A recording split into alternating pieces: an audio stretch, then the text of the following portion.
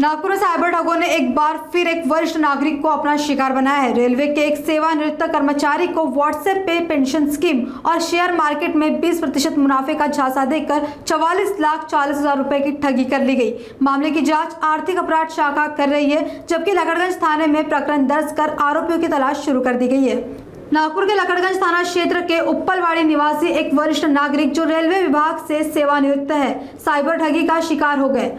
आरोपियों ने व्हाट्सएप के जरिए पीड़ित से संपर्क कर पहले पेंशन से जुड़ी मंथली इनकम स्कीम की जानकारी दी और फिर शेयर मार्केट में निवेश पर 20% मुनाफे का लालच दिया। आरोपियों की बातों में आकर पीड़ित ने अलग अलग चरणों में कुल 44,40,000 रुपए निवेश कर दिए। बाद में न तो उन्हें कोई मुनाफा मिला और न ही उनकी रकम वापस मिली। ठगी का एहसास होने पर पीड़ित ने पुलिस थाने में शिकायत दर्ज कराई। शिकायत के आधार पर आर्थिक अपराध शाखा मामले की जांच कर रही है। लकड़गंज थाने में धोखाधड़ी का मामला दर्ज कर आरोपियों की तलाश शुरू कर दी है।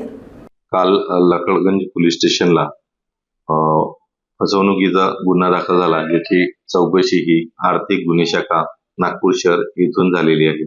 यामध्ये चौकशी अंती काल वरिष्ठांच्या सूचनेनुसार झालेल्या तक्रार चौकशी अंती गुन्हा दाखल करण्यात आला, ज्यामध्ये तक्रारदार श्रीधर भोजराज तागडे हे सेवानिवृत्त रेल्वे विभाग राहणार उप्पलवाडी येथील आहेत।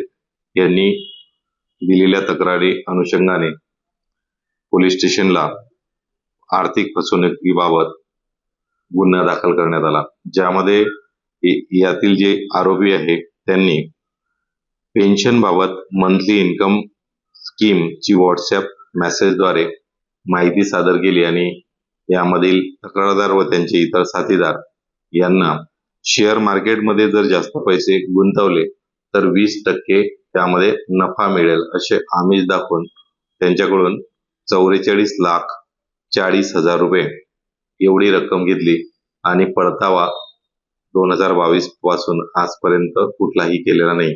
त्यानुसार जी ज्येष्ठ नागरिक यांची झालेली फसवणूक होती, त्यामध्ये त्वरित चौकशी अंती आम्ही गुन्हा दाखल केलेला आहे। यामध्ये तपास सुरू आहे।